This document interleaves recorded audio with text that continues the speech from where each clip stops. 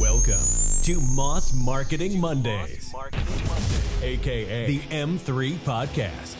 Brought to you by Moss Marketing Group, bringing you everything marketing every Monday. Stay tuned for marketing tips and tricks you can use today. The M3 Podcast, marketing knowledge to help you succeed. Let's get started. Welcome back to the M3 Podcast.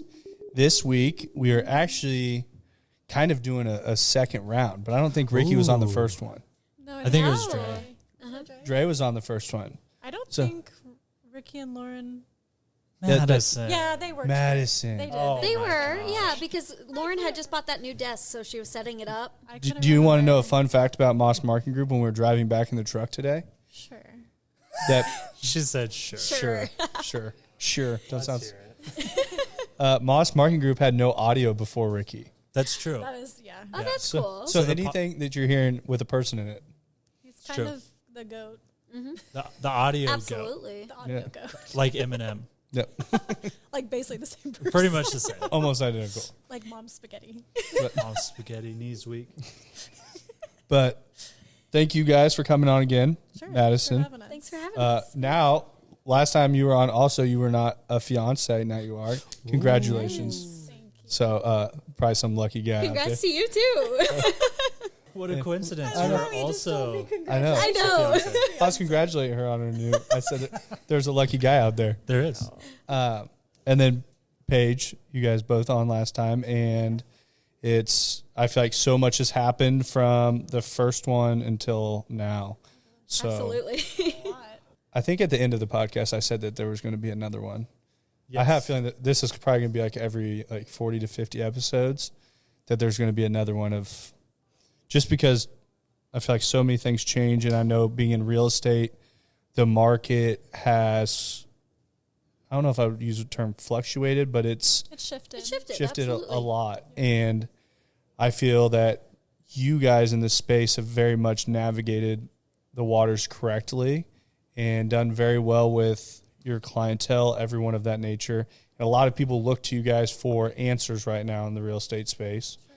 So wanted this one. I know the first one we went more of like story, background, stuff like that. This podcast I want to target more towards current state of real estate and what people can be looking at in today's space. Sure. And I feel like there's a lot of information out there. I think that there's a lot of great information, but there's also a lot of not so informed information that the general public is receiving, whether it's through social media or the news or whatever they're seeing. And we have weekly calls where we do kind of hit on like, what are your buyers talking about? What are your sellers talking about? That way we can kind of bounce ideas off of each other of how we can combat what I call like a fear of a market. Because it's been very normalized that, don't buy right now because interest rates are so high. And it's funny to me because I have buyers who are getting costs paid for, interest rates bought down, a great scenario. Why would they not want to buy? Right. We have no competition, if very little competition. They're getting the house of their dreams, a lower rate. No, it's not 2%, but 2% isn't a real rate.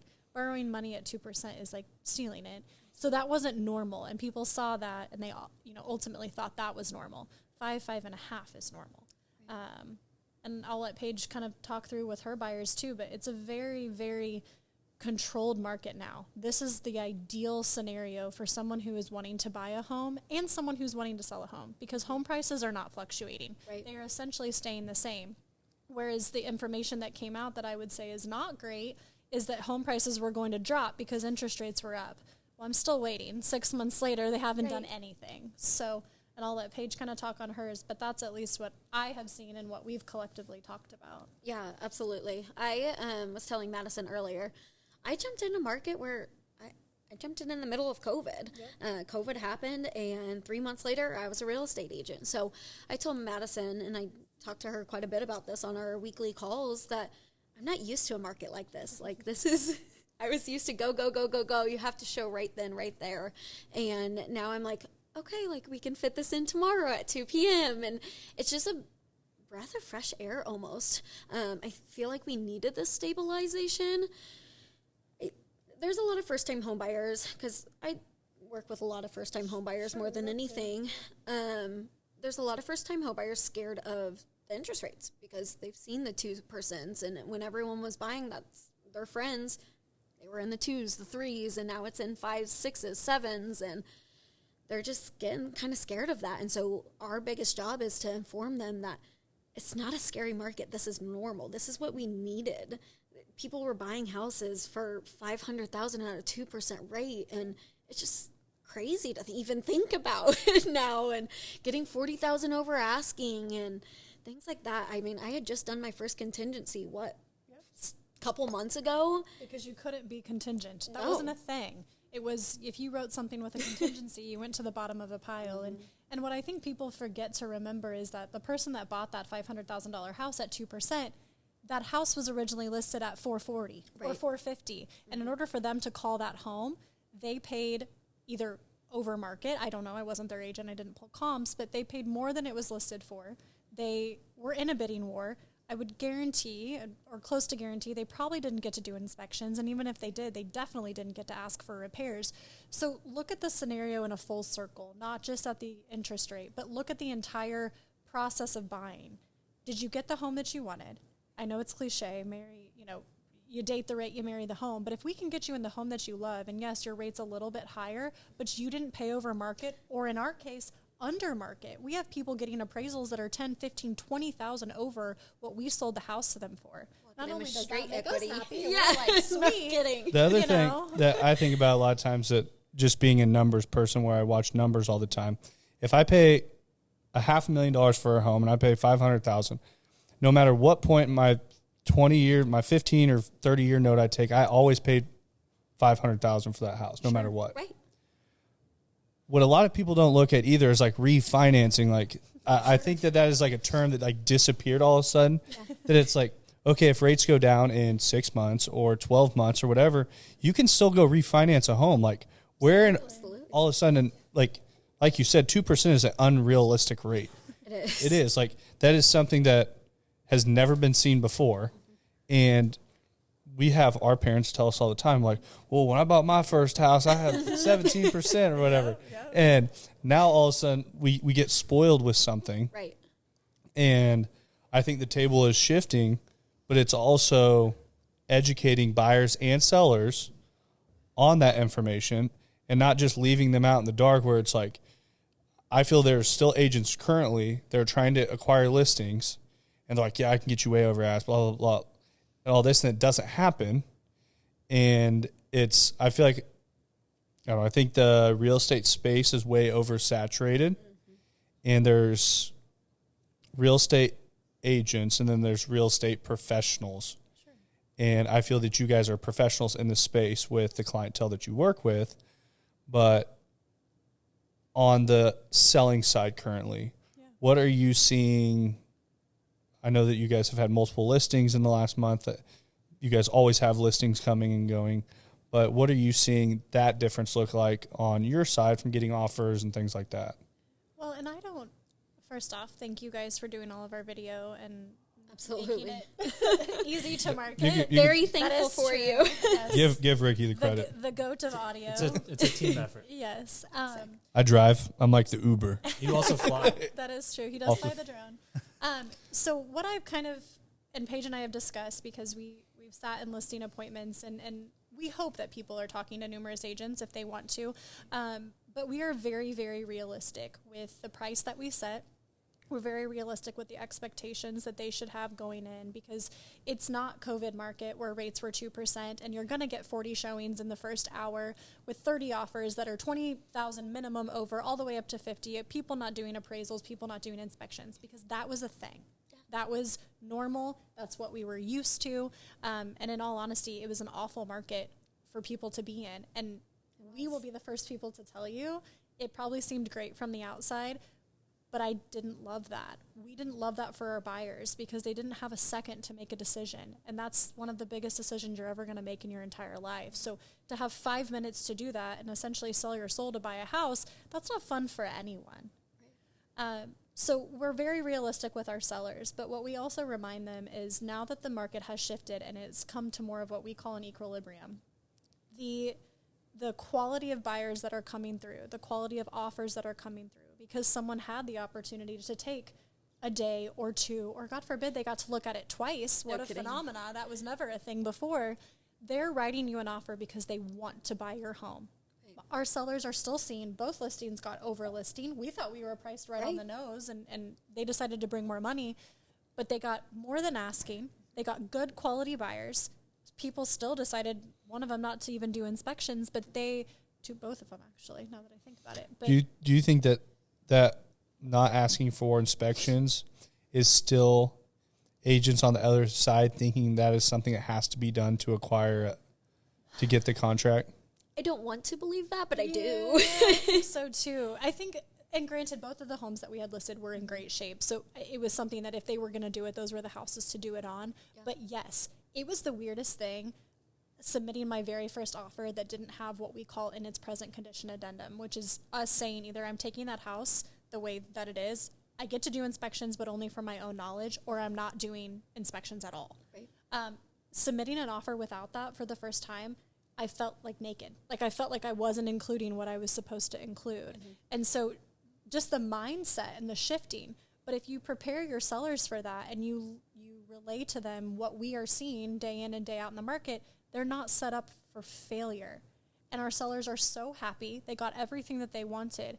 We didn't try to price it COVID 2020 pricing because it's not that market. We priced it exactly where it needs to be, and it worked out. Right. And it's still selling quick. Absolutely. We saw both of those extremely quick. I think that also goes to where you guys are actively selling houses weekly. You guys have active buyers, you have active sellers week over week. I know that there's people that they're like getting their first house under contract for 6 months. Sure. So where they're thinking 6 months ago, and just in like anything you do, it's practice. The more you practice, the more that you are in today's current market. The market month over month shifts. And when you're doing deals every single week, you're seeing what that market looks like and how it trends. So then you, once again, being the professionals that you are, can bring the best value to your clientele instead of being like, hey, you cannot ask for inspections, everything like that. But it's like, well, the last contract I did was like in June. So it's like, I do think that makes a big difference in what you guys are doing. Absolutely. And I'm very much have a strong stance on not liking people doing real estate part-time. I don't think it is fair to the people that they are helping. I feel like it's a disservice, and they kind of brand the real estate market where it's like, well, hey, I want to go look at this house today at 5. It's a hot house and everything. Well, I'm at work. I can't help you till Friday or next Friday at 5. And then it's like, oh, well, the house sold.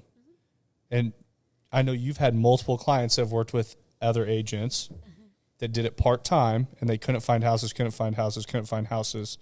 And then they come on with you where that is your full-time job. When we get up in the morning and I go to the gym, you are already working like daily on going through every single person, what houses hit the market every single morning, all that. So I feel like that makes a big difference with the people that you're working with. Absolutely. And you're great at this, and I'll let Paige kind of tell her story of it. But there was a home that the agent priced pretty high, and I would call it COVID pricing. And Paige called me. I think we were at a wedding, and she called me, and she's like, I have ran comps. I know the square footage is wrong on this house. I can't make it worth what she has it at, and the offers are already over. She's like, my conscience is telling me, like, don't do this, like, I can't get it to where it is. What am I missing? Which is a very fair question, because sometimes we look at stuff and we are missing, a comp that could potentially make that home worth something. And you never want to question someone either. No, and it's awkward. Right. To ask an agent, like, hey, where'd you get this pricing from? Which I have, and I know you have too. There's a nice way to say, just explain to me, like, where you came guys up with just your number. aren't near as confrontational as I am. We're not confrontational. I don't like confrontation, unfortunately. No, but you did have a conversation, and kind of tell them about that, because I think it's the prime example of what you're talking about. agents who maybe don't do this every day and won that listing because they told the seller, I can get X amount for your house. I'm also going to beef up your square footage that's not real. Well, an appraiser is going to call you out for that. Right. So you're only hiding it for so long before we actually figure it out. So, yeah. Yeah. So I think, and I had called Madison, like she said, I was questioning it because I was like, this is making no sense to me. I've been in many houses that are 3,000 square feet, and this is not 3,000 square feet. And so and my client knew as well. I mean, he was kind of like, if it's going to support it, why not? And I'm like, but Scott, I can't put you in that situation that I don't know that you'll ever get that back, because 1,000 square feet that they're counting in the basement is not there. It's unfinished. So having that conversation with the agent was super tough. And I just kind of called her and said, hey, listen, can I ask where you got the square footage? I'm seeing this on MLS. I'm seeing this on RPR. May I ask where you got this and where you got the comps? Because everything I'm seeing is here. And she was very honest with me. She was like, the basement's not finished, and we did include that in the square footage. And I told her, I said, we are bringing you an offer, but our offer will reflect what the square footage is. I'm not going to have my client pay. It was almost $50,000, $60,000 difference. Absolutely. And I'm not going to let my client get in that situation, because I want that client to come back to me and say, hey, can you sell my house? And I want them to get the equity out of it that they've put into it. Make money is our goal. I feel like that's the difference. You hit on something that I feel is what makes you guys different in the space. I literally had the same conversation today with the client we were meeting with on long-term clientele with success. And so many people, business owners, and this is what gives the automotive space such a bad rap, is people focus on the sale today. They focus on the check they get today. And most people have been like, when Scott, I don't know who Scott is, but Scott's like, wants this house, and he says, if it supports it, great, I'll buy it. And then you make a full boat offer, and he buys this house, and then he comes to you 3 years later and says, hey, I want to sell this house. And you're like, hey, it's not worth that. And then it's like, well, Paige screwed me. Mm-hmm.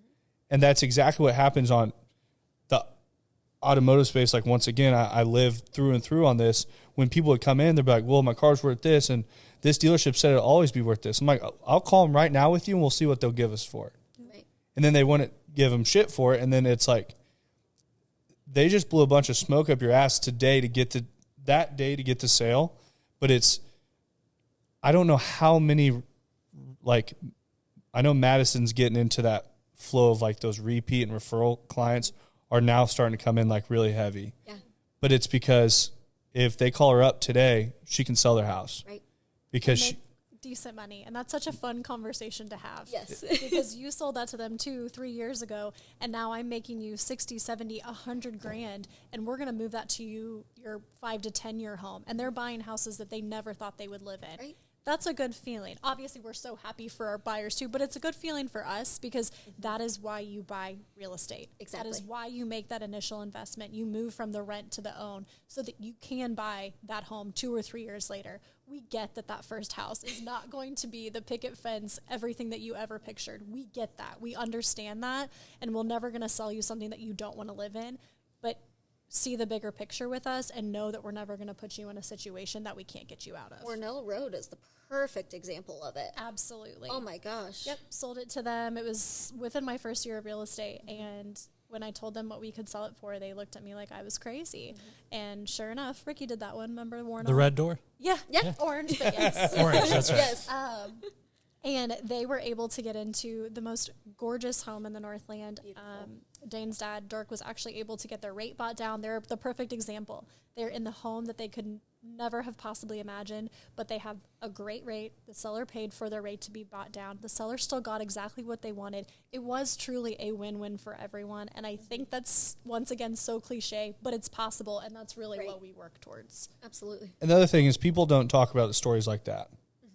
All you hear about is all the horror stories, and that's what makes news nowadays. Yeah. Right. You're not turning on the TV and hearing all the positive, great things that are happening in the world.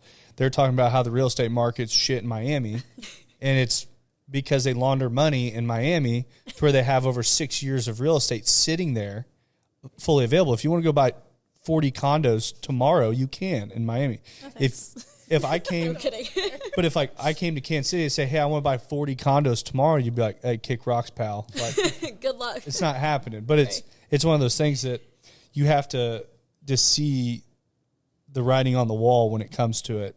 But I think that with our market here, with everything that's going on with like what you guys are doing, it's, I don't know, very much like those success stories.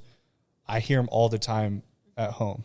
Right. Yeah. And that's really all I hear. Like it's not, but it's also because those first sales Sure. were done correctly, were thought of the long term. Yeah. That there's houses that I have sat with Madison when she first started. And she was like, I'm showing so and so a house, and she's like, I truly don't think it's worth it, and they want to buy it.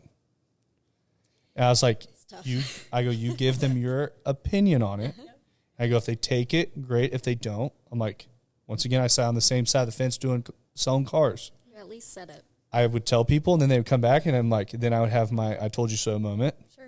Or I'd have they listen to me. I'm like, hey, look, I got you out of this, and like you're able to trade out of cars, and you're so and so. But that makes a big difference. Onto the buyer side, or actually, I want to back up to the seller side. Okay. I know you guys do much more than most when it comes to selling a home.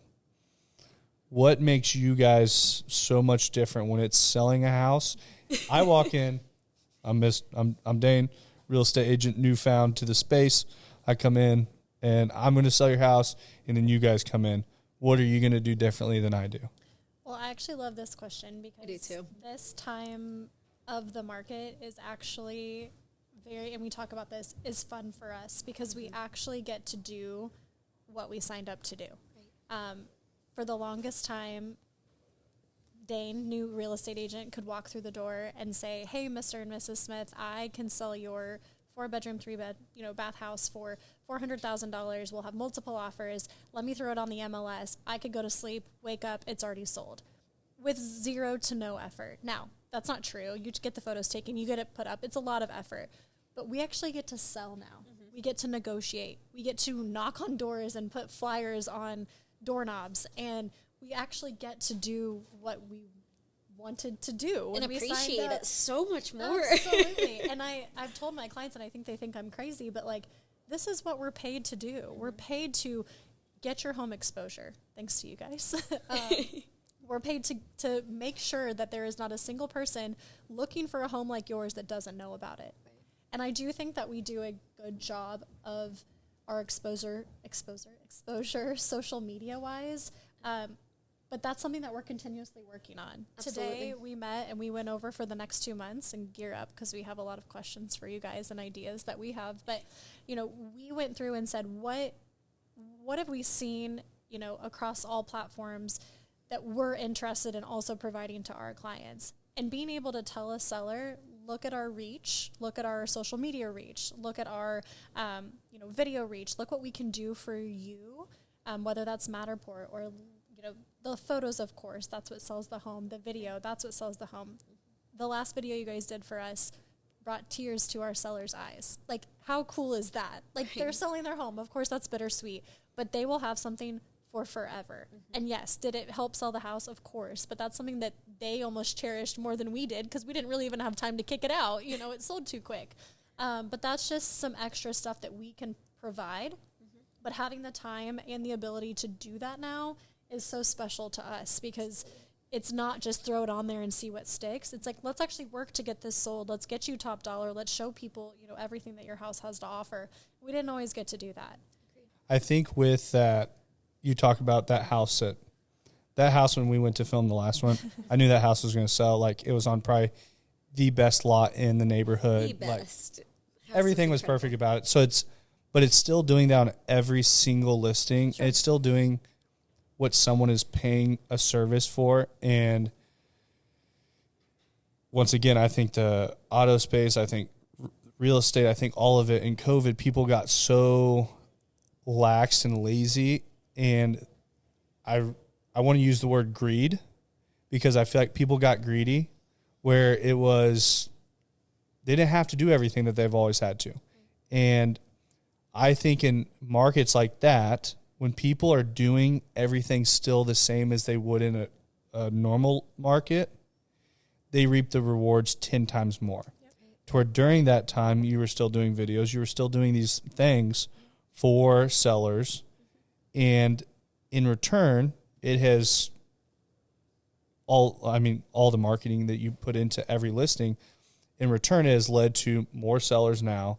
Having that high quality video, having the high quality photos is huge. And I don't know if I told Dane this, I don't know if I told you this, but I got a message, Dane, I think I told you a while back on Instagram, and she was so nice, and I think she was just asking out of her own curiosity, but she messaged me after we had listed a house in Benson Place, and it had a great video you guys did, had great photos. We had like hit social media super hard with stories, like we were getting that sold. And I remember she messaged me and she said, why do you take the time to have those photos or beautiful photos and great videos done when you know it's going to sell the next day? And at first I almost took it offensively. And then I took a step back and I was like, okay, first off, she commented and, was really nice about our photos and our videos, so that was really nice. But I know what she was saying. She was like, well, it's going to sell anyway, so why are you spending, one, the money, two, the time? And it hit me kind of funny because I thought, well, why wouldn't I, in my mind? To me, that's the service that we are providing for our seller. When we sit down in that meeting, and we're trying to tell them why the Little Blonde House is the absolute best option for you to sell your home and why we can do this better than anybody else, that is some of our main things, and that's why we are able to sell with such low day on market, top of value, if not over asking, with good quality offers, knock on lots of wood. No kidding. Very many canceled contracts. Right. And so I remember reading that question and just thinking that's such an odd thing to ask. And as I thought about it, and as I started to think about the market, I started realizing how many people were taking iPhone photos, throwing up listings on the market, not even adding photos, which is not I was going to say, there's usually one picture just to get it on there, and then there's nothing else. But think about, like, they paid you to do this. What are you giving them? they are taking the easiest route out. They are. And I sent a video to a Joe Rogan video yesterday to Ricky, Dalton, Logan, and Dre. And they were talking about hustlers in our generation, about how if you were hustling in today's world, you will outperform everyone. But think about the easy path there is that's what everyone's taking. Sure. Everyone's going left, go right. And it's the same thing when we started a podcast here, is how much time and effort have we put into this for the longest time where it returned to nothing? No kidding. So much, yeah. 15, 20 episodes in, I'm like, shit. I'm like, we're burning a lot of time. But it was like, most of the people that would take the easy route wouldn't have ever started something like this. Or give up after the first one. But it's like, yeah. but it's that consistency of always doing that it's going to be 5 years from now, and the Little Blonde House, it's not going to be done on a couch because there's going to be people everywhere. But there's going to be all these people, and there's this huge team, and it's going to be because you were consistent on doing those things. And then that same person was like, why did you waste your time with all this? Yeah. Look at where we're at now. Yeah. And I feel that is something that too many people want to take the easiest route out. Sure. Because, yeah, you're right. It probably would go on the market and sell. But because I did a video and I did Matterport and I did all these other things, I did high-level photos and I worked on social and I put all these different things out, I may have caught another seller. Right. Oh, absolutely. Because everything you do is content. Yep. And I emphasize it with, 90 plus companies we work with all the time. Things that you may not think are super crazy or interesting. Everyone from the outside is looking in saying like, oh, okay, I'm all ears. I want to hear what they have to say. Like when Madison talks all the time on real estate, I'm like all ears. And I feel like when people speak on real estate, I'm like halfway educated. I'm like, hey, I know what you're talking about. Right. But well, and I'll give Paige 100% of the credit. I told her, she always has creative juices flowing, which is so nice. I am more like she's the word person. I'm the I love photo. I love a caption, and Dane knows too, because I love to write things. As far as creating the digital images and things like that, I can do it. Sure, Paige's looks way better, so I just let people be experts in areas they can be experts in. But you know what the shift is? It's coming in 23. Oh, that this is where oh gosh, this is going to if he says chat GMT or whatever. No. that GPT. thing- Hey, shh, GPT. don't be giving out secrets like that. I'm going to have Ricky edit that shit out. We'll cut that out. I don't No. even know what that is. Trust me. That's a later conversation. Okay. That's after podcast. When we implement this, you can put me on record here, and I will bet everything that I own in my life. Okay, I'm really woo. worried about where this is going. That's a steep bet. Steep Where we? That's a steep bet. jokes on you. I don't own shit, but I'll bet it all. That when the Little Blonde House starts implementing video, they talk about making these still images. They're going to figure out the video is easier, faster to make, and because they're going to have us on I their was side going to to say, edit it. so you guys can do it. We're working on it. Okay, We're gonna edit it. But when they figure out the reels in the short video space, they're gonna be like, "Holy shit! I was posting this, and I was getting like, I don't know, X amount of people. I don't know what your guys' engagement looks like, but you get X amount of people, and then you're gonna put a video out, and you're like, how did I get 30 times that on a video?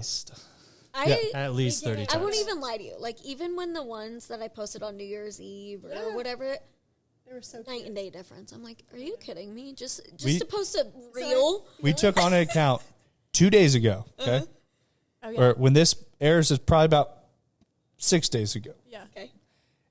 He texted me today. He's like, we're already selling stuff off the first video you hit. The first day, within 24 hours, their reach on Facebook and Instagram, I'm not a dollar spent. Their reach was up 498%. Oh my gosh. See. And they reached, what? I don't know, probably 7,000 to 8,000 people. He's like, I'm not the numbers goat. I'm the audio goat. I was like, Audio I don't only. know what the videos had. I was gone. I'm thinking about what they were hitting on TikTok, Instagram, Facebook, Right. because we're posting these across everything. Yeah. But it's crazy how 99% of the world is terrified of TikTok. Why are people scared of TikTok? I was going to say that's us. Why are you scared of TikTok? Because you don't have video. Why are people scared of Instagram Reels? Because they don't have video. Right. Why are people scared of Facebook Reels? Because they don't have video.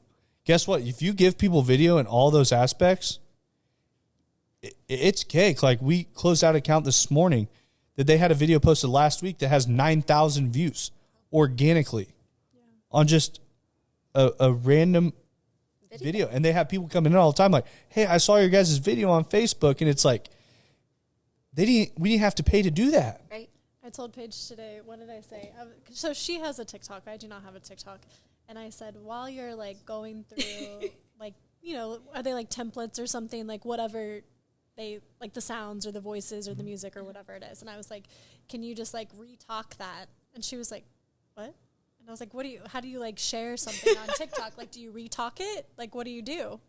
You know, like how you can repost other people. I'm serious. So what I'm going to is say there a is, name for it? But Like- that's going to be a thing. yeah, It's going to be what- retalk now. what, like you retweet, like, So you're saving this. You just use the sound. you save the sound. Yeah. oh, And then you just overlay that. Are you trying to remix a video? so like if Paige makes a TikTok and you see it, you share it, you retalk it. You don't. There's no sharing or There anything. is not on there. So It's- that's weird. unless Like on you- Instagram, like I can share your. No, but you go to someone's like TikTok, it's just all their stuff. That's it. But what I'm saying is like Oh, it's not like a feed. TikTok, what I do think that there's a lot of people that there may be people out there that disagree with me on this, but I think if I am using TikTok in a professional way to present Moss Marketing Group or the Little Blonde House or whatever in a professional way to acquire business, so many business people are trying to jump into TikTok thinking like, okay, I have to dance and do like this deal. And like, No. and then they post it and they're like, well, I'm posting TikToks. I'm like, somebody's not going to see that being like, hey, I want to buy a house with them. Like, Right. We actually had So- a very long conversation about that today, about like what we would want our TikTok or Reels presence to look like. Because Absolutely. trust me, we all know it. You're going through TikTok and there's things you just scroll past because you have zero interest in. We don't want to be those people. Now, we do have an idea. Maybe we should say it on here because that means we'll actually do it. Right. But you know, like where there's like something my happening favorite. in the backgrounds and then like the little face pops in and Like the someone's, green screen in the background, Yeah. and then someone's you like can. holding the mic and they're talking about what's behind them. yeah, We want to do that. We want to do that. that's not like any like newfound anything crazy. No, we know it's not newfound. We but know. like if we say it, that means we have to do it now. Right. So we want to do it about different lists. Like we're going to do like a top listings throughout the like month top or 5 listings. And Yeah. And so we want to be able to like talk about them, and people can see like the photos are changing in the Should we back. put it on here too that like your YouTube channel is going to take off, and then also Okay, here's what's taken off this year: Reels, TikToks, YouTube. do you see a common denominator here? What? Is it all video? Holy shit! Crazy. It's That's like wild. it's like I said something like that before. And there's going to be another podcast coming out. Okay. Let's Ooh, not get I'm- too crazy. Right. Now it's in the air. Now Don't it has to. overwhelm us. Now it has to happen.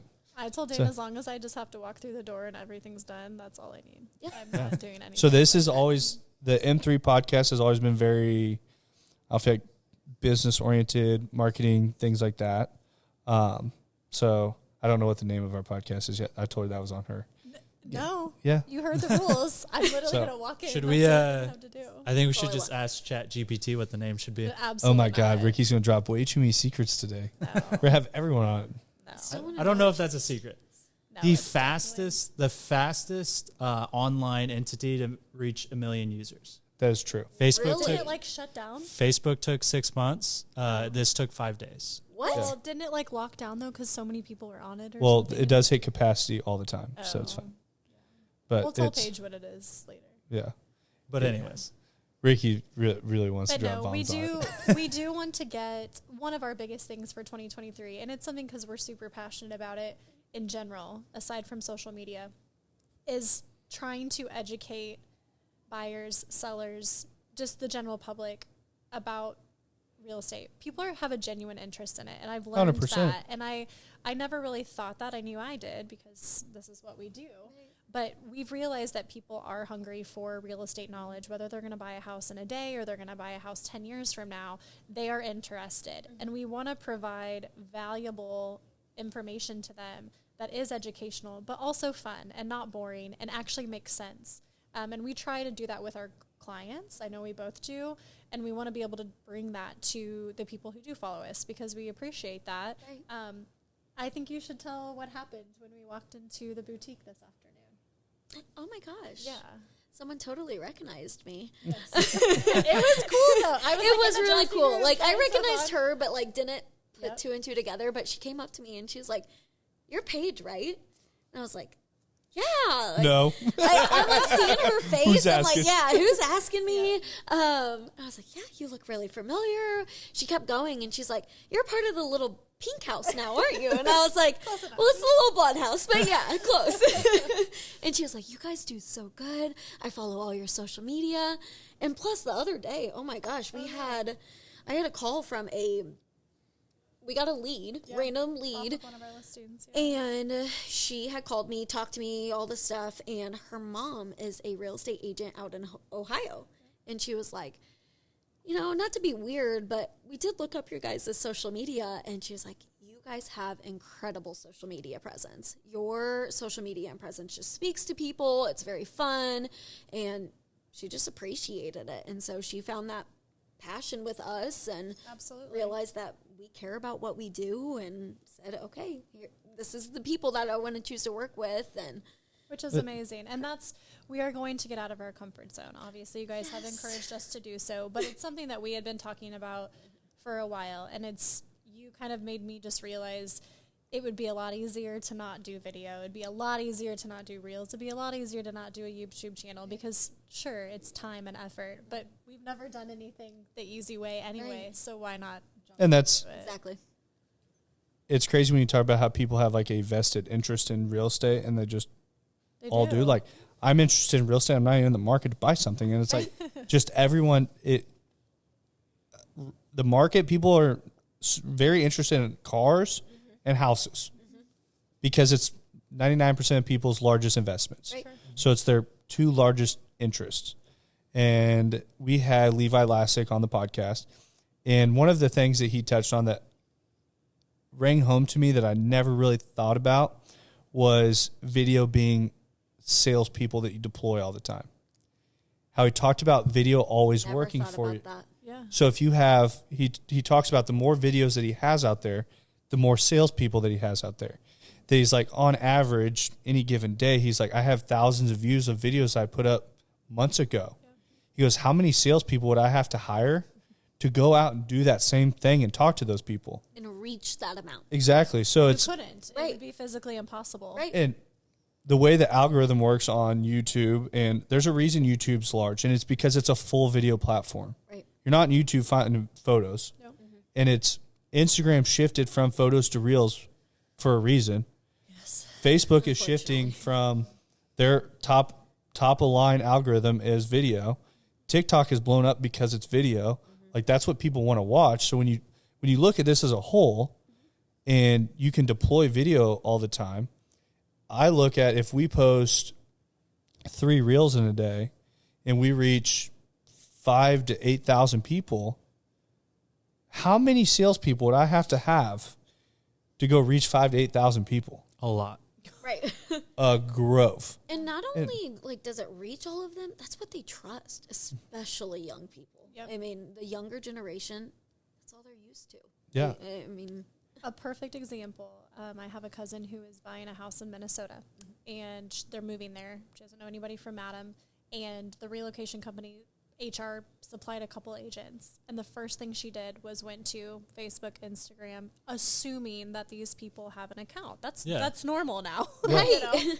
And none of them had an account. wow. And she messaged me and she said, I can find one Google review on this 1 out of 5 agents that these people provided. Is That's this wild. normal? That is wild. And I was just sitting there thinking, what? And so I, luckily, have followed a girl out of Minnesota. You know, real estate agents tend to follow each other Right. just to kind of see how other markets are and bounce ideas off of each other. And I just happened to remember, and I was like, I don't know if she services that area, but I'll message her. Sure enough, she did. And that was the type of person that she was looking for to work with because she felt like she already knew her. And we always remind ourselves, you know, we are on our phones constantly work-wise. And honestly, transparent, the last thing we want to do is being on our phones, you know, creating social media. Right. But we also understand that you don't know us from Adam if you just started following us. And we have to provide you with some level of comfort, trust, you know, whatever it takes so that you do want to work with us. And we get that. And we want to have that same relationship with people. And so it's crazy, but social media has created a place for people to trust people. Absolutely. And learn about them and get to know them. And it's just amazing to me that I feel like it is being more widely used, but not as much as it should be. And we're guilty of that. Like, we're not using to its full potential. Exactly. We need to do that too. And I also say, I'm not going to say it's not used as much as it should be. It's not used as correctly as it should You're be. Correct. Yep. And Yes. Ricky and I, we went to a conference out in Utah, which really opened my eyes to a lot, which has really pushed me way outside my comfort zone really, really quickly. But it's also, I see what social media and digital presence has done to individuals that we watch stand on stage and speak to a group that we're like, I'm just like these guys. I'm like, I don't know why I'm not on stage talking to everyone. Right. But it's because they have a bigger presence than me online. That's really what the difference is. Sure. When these guys have 1 million followers, one of the guys standing on stage, he goes, I could sell fucking T-shirts. He goes, if I put T-shirts for sale right now while I'm standing on stage, I could have 2,000 limit. I would sell out of them in 5 minutes. Absolutely. But it's like, it's crazy when you start getting that audience, but people are getting to know them. These people are active on there. Like, I feel like we were pretty active and they are blowing us out of the water still. Yeah. Like, I feel like we're just getting rolling. Sure. And it's, when you look at that, we have people reach out to us all the time. Like, hey, we see your stuff. Keep doing what you're doing. Like, it's getting more and more relevant, but it's, I'll tell anyone that, like, anything I can do, Madison can do it 10 times better than I can. Like, and I'm a firm believer in that. She's way better looking than me. So she has that going for her. And she's smarter. So when the Little Blonde House implements video, I'm telling you, it's game over of Kansas City. Like, I hope you're right. I mean, yeah. you heard it first. I told you I'd bet everything I have on that. Like, Okay. but it's one of those things that social media and the digital presence as a business tool is probably the most valuable business tool you can have in today's space. And we want to make sure that we're super effective. So we'll turn this on you guys because you guys are the experts in this. This is why we are open to, you know, going through this because of you guys. So our biggest thing is if we're going to take the time and the effort to create this video, this content, this product is how I see it. It's a full-time job. It's a full-time job on top of our already full-time job. Right. What do we need to do? What is important? What do we need to be thinking about? And what do we need to be preparing for to make sure that when we're producing this product, content, whatever it may be, to make it effective? Because you guys do this every day for a whole bunch of different people. So what do we need to be thinking about that we're not? You guys have already hit the nail on the head of the things that need to be done. You talk about educating clientele. Sure. Educating people. So too many people in the space today. And I'm talking with someone right now that we're rolling out a whole sales training, everything. He's rolling out dealers nationwide. We're doing all the content creation, everything. And when I first sat down, I was like, hey, you have to start giving out this information in short format video. He's like, but people have to pay to come in and get that. I go, you give them 5%, they come pay to get the rest of it. That makes sense. Yep. I go, but when a space that you guys are on, people will go with the person that is the most knowledgeable. Sure. That, once again, that they trust. But to build that trust, you have to give out information. And everyone wants to be a vault of like, I'm not telling anyone how to do it. I will put out a video, and if someone wants to watch an hour-long video of me showing you exactly how to build Facebook ads and Instagram ads, I'll tell you how to do every bit of it. Sure. What I know, though, is successful companies that are big do not have the time to do it. Sure. I also understand that if a company, for what they pay us, they want to find someone that knows how to do content creation, has all their own equipment, knows how to do social media management, knows how to do social media ads, knows how to do SEO work, knows how to do Google ads, knows how to do website design, website rebuilds, all that stuff. That's a $250,000 individual in-house. Sure. So Absolutely. if you want to hire that person, great. Do it. Or you can hire us for a fraction of the price. Sure. We have specialists in every one of those fields here. But it's give out that information. Let people know how to do it. So you talk about educating people on the market. You can educate people on what the buying process looks like. Educate people on what the selling process looks like. There's so much that goes into it. What are great things you can do to your home before you list it? What are good updates that you can do to your home that add value? What are updates that you do to your home that don't add value? Yeah. One of our big things is like we don't have blinds on our main floor. I cannot bring myself to spend the money on blinds because it adds zero value to our home. And I like the natural light, but when we're trying to watch a Chiefs game at 3:30 on a Sunday, we really wish we would have bought blinds. Exactly. But it's one of those things that the blinds I want, or that I'm going to say me, like I was the one on the blinds. I want the electric blinds, everything like that. They bid them out. It's like $15,000. I'm like, that's $15,000 I'll never see again in my life. You can't resell your blinds. Right. Exactly. Not quite how that works. And it's not like, hey, I'm stripping all my blinds down to see if they'll fit my next house. I'm taking them with me. Yeah, no. But that brings no value if a house is listed at $500,000. You're like, well, it's $515,000 because I got the blinds.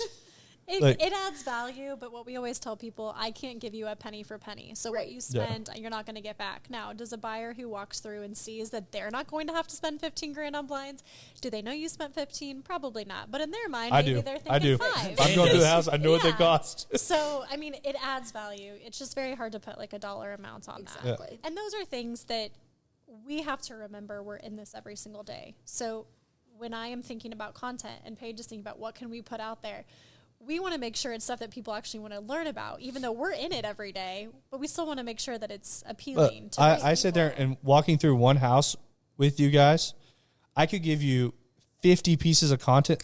Like most people don't know that new builds don't come with stairs. Yep. Off their deck. Off the back deck. Yeah. In the house. Like, wait. Yeah. Deck. You have That's to teleport upstairs. Deck on the back doesn't have stairs. That was like news to me. Like I'm like with Madison showing a house. I'm like, I come inside. I'm like, babe, there's no stairs on the deck. And she's like, yeah, I know. I'm like, did they forget them? I think the most mind-blowing thing for you is the garage door openers. So new construction, FYI, don't always come with garage door openers. Yep. They come with the garage doors. They usually come with the Ricky's looking at me like, you have to be crazy. Bro. I mean, that's $1,200, $1,500 that the builder doesn't have to spend. Right. Now, who's going to move into their house and manually lift their garage door every single time they want to put something in there? Nobody. So it's one of those things where it's like they get you coming and going. I totally get it. But that was a thing. Trust, we bought our house and it was just like, one of us, foof. Just I'm like, It doesn't come with shit. I'm like, one of them does. One of them came. The double car did, but the single didn't. And I mean, what are you gonna do? Not have a garage door opener on it? Right. So, but those are things. And sure, like what stays with the house, fridge, washer, dryer. We get that, but it's stuff that we live in every day. And so, supplying that information, I see how that is valuable. But we just want to make sure that it is because valuable. if you think about it from the other side, and this is what business owners and everyone really struggles with, is like, what if I tell them that like washer and dryer and fridge normally stays, and then the other real estate agent learns that from me? Like, great, like let you be the fountain of knowledge for everyone. And when you're doing that, there may be one real estate agent and there may be 9 other people watching. And those 9 other people, when they're watching that all the time and you're in front of them, and you're constantly in front of them, they might not be a seller or buyer today.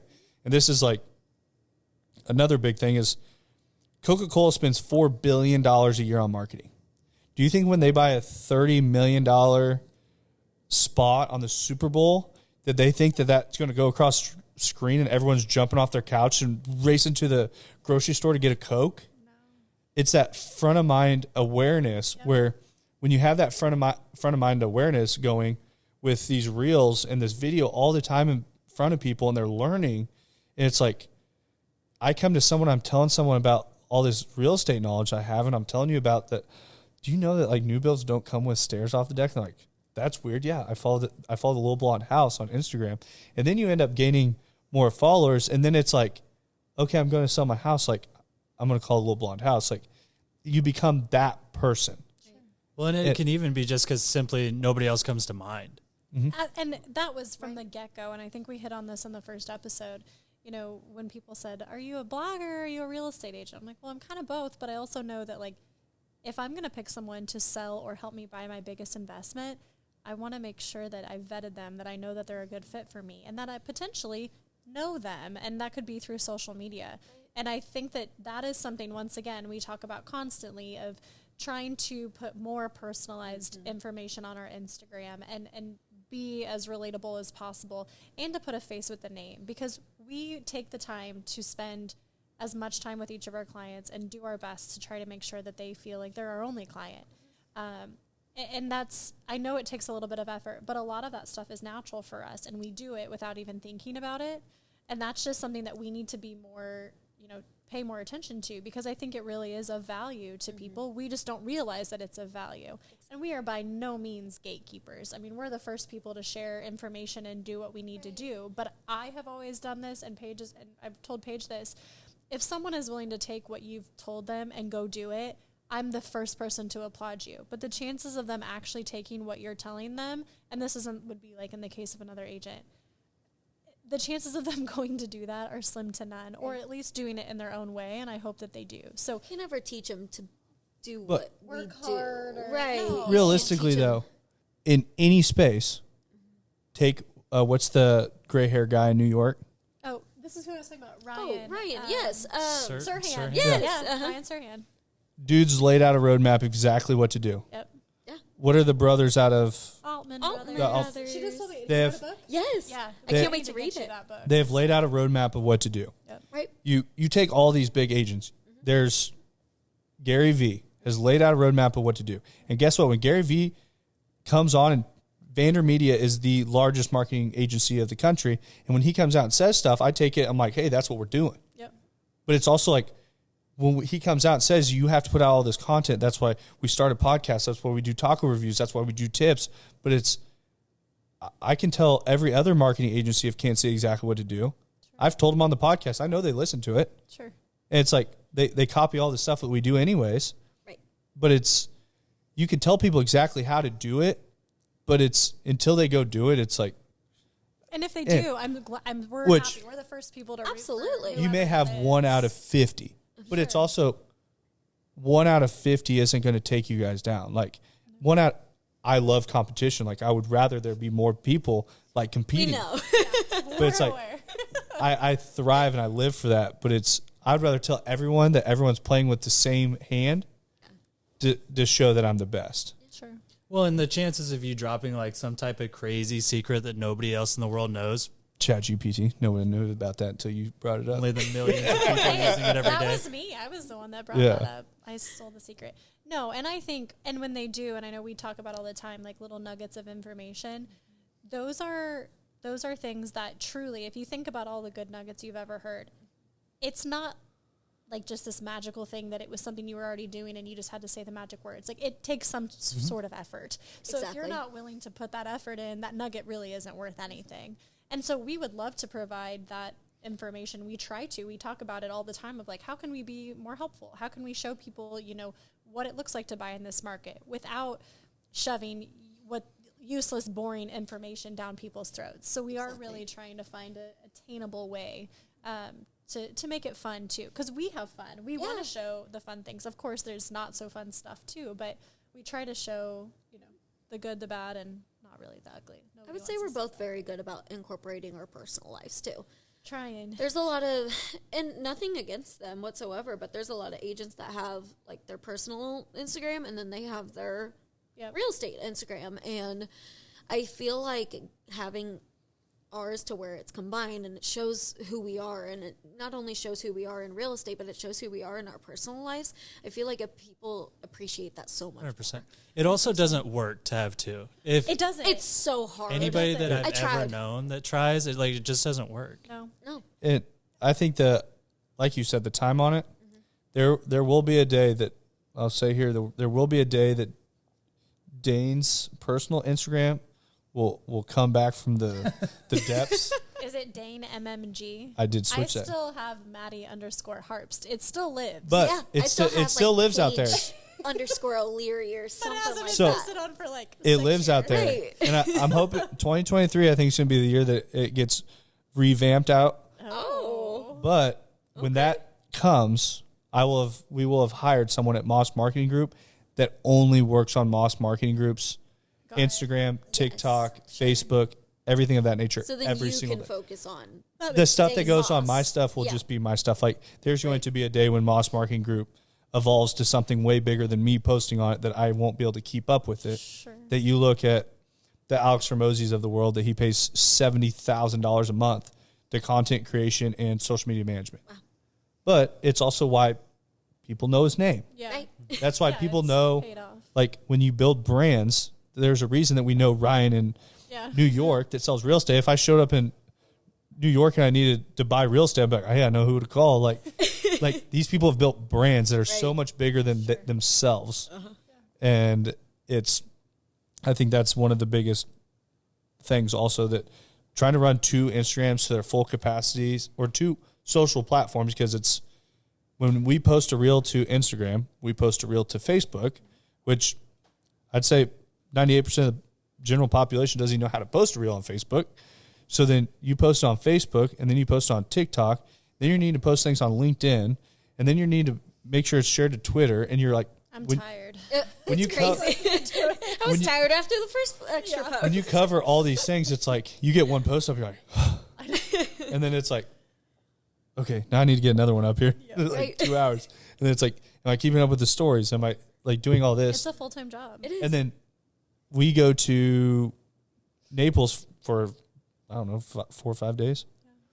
And the algorithm just, I wasn't on my phone the whole time. I just really didn't mess with it. And the algorithm just shits on you like overnight. You're like, It's crazy how much it changes. I mean, Well, and that's like the beauty of things like Calendly or whatever, the ones Yeah. that post for you. But I feel like that's a hard conversation, because you should be able to relax and take a break, but then your business feels that effect. And we, once again, these are conversations that we have constantly because we are always on our phone. that's why you pay companies to do it.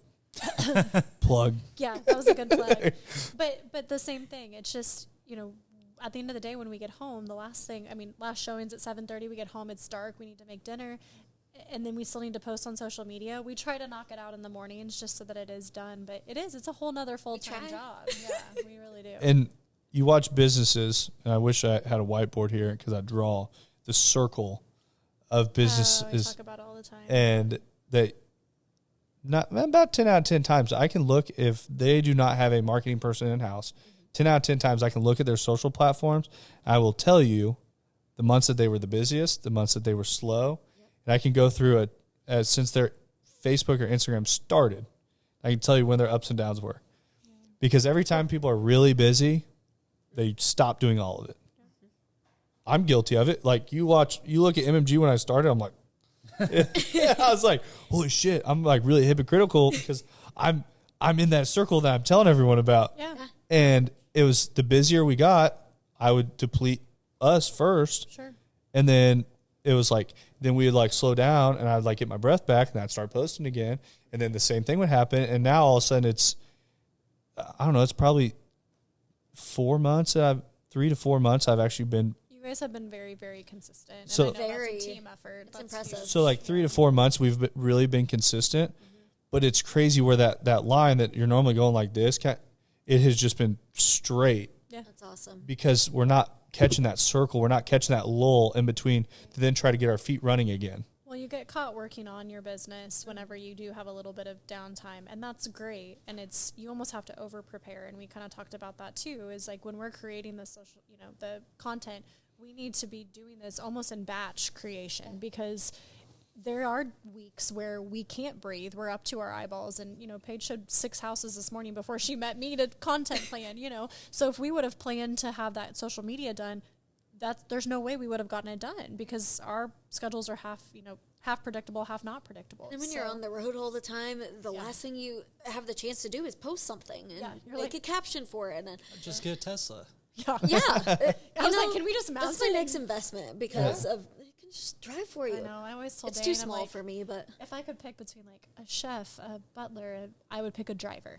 I hate driving. I could get so much work done if someone would just drive me. I don't want to tell everyone in the world, but she's also not a very good driver. Ooh. Hey, Well, now it's right out there behind her. You So know, but I think I'm just going to maintain that level of him not thinking that I'm a good driver because then he just always drives me. And it's a win-win. exactly. It really is. So yes, I think I've only had her drive me 2 times I can tell you when. 2 times in my life. And I'm going to bet very, very highly that I was not sober. One time you were because I just got a new car. And you swerved to miss a turtle and swerved almost to miss killed a us. turtle. Oof.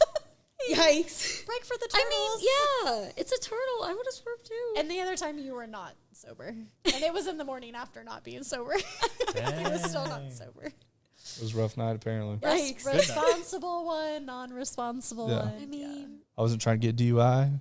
hey, no. Smart guy. I do feel like, though, eventually, and obviously we love being on here, but I think what we do is something that is going to be different a week from now, 2 weeks from now, and we'd love to obviously give updates as we can. And honestly, I am excited, and this is the first time I'm saying this, so you should really hone into this, but I am excited to incorporate video into our business. I think it will be very, very helpful.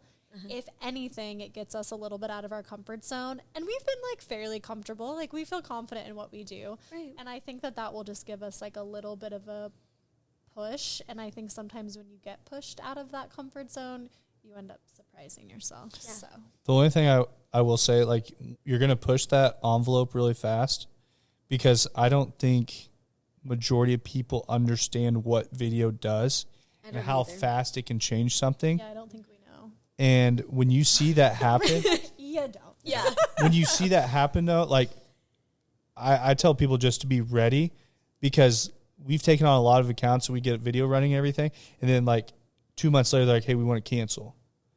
I'm like, why? They're like, well, we can't handle the work. We're booked out, but they're not ready for scale. right. So I will say this till the day I'm dead. There's entrepreneurs in the world and there's small business owners. Small business owners will be small business owners their entire life. That they will always struggle. They'll always play that line. They will always be scared. But entrepreneurs will be the one that accept scale, and they will figure out how to make it work as things scale. That I have figured out, like, that's why Moss Marketing Group's the size it is now, is because I cannot man anything close to what we do now.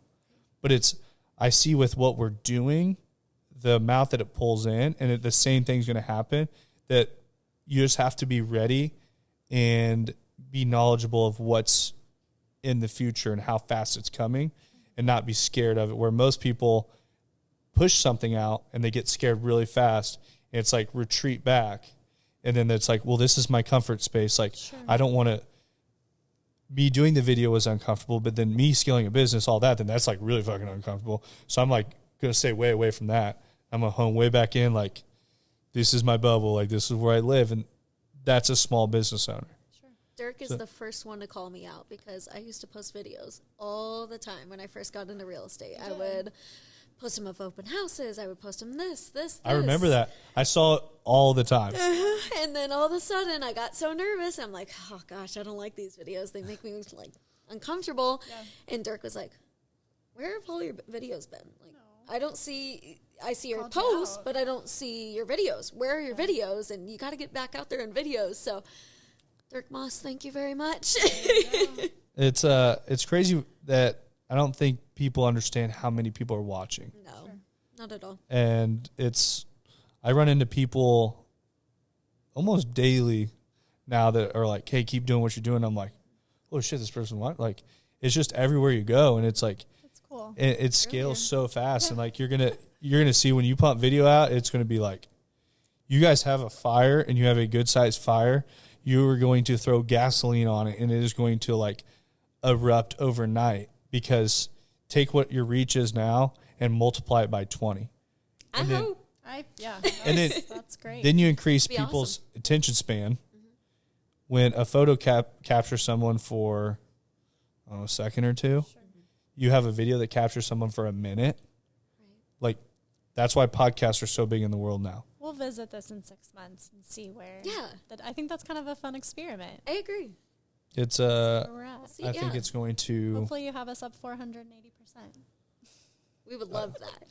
Or whatever. We could probably do that in less than a week. Yeah, we can't be podcasting again next week. I mean, should we guys. challenge them? Yeah. I know. We're gonna have back-to-back podcasts, and it's just gonna be like, whoa, like it was 620%. Like, oh, back again this week. Yeah. Oh, the numbers are still going up. We actually went up as we've been on the podcast. There's a lot of confidence on that side of the couch. A lot. Well, thank we you. had to have it reinforced over here to hold it all. That's why we sit on this side. We do appreciate your guys' support, seriously, and everything you do for us. Yeah. No, I think you guys, like I said, are making waves in the real estate space, and that's going to continue to happen. And we'll be the first one standing right here to make sure we're pushing you as fast as possible and making sure it keeps happening. So keep taking care of people, keep doing things the right way. And we will be linking, we're getting all of our times up here. We will be linking everything to the Little Blonde House below. Any final thoughts?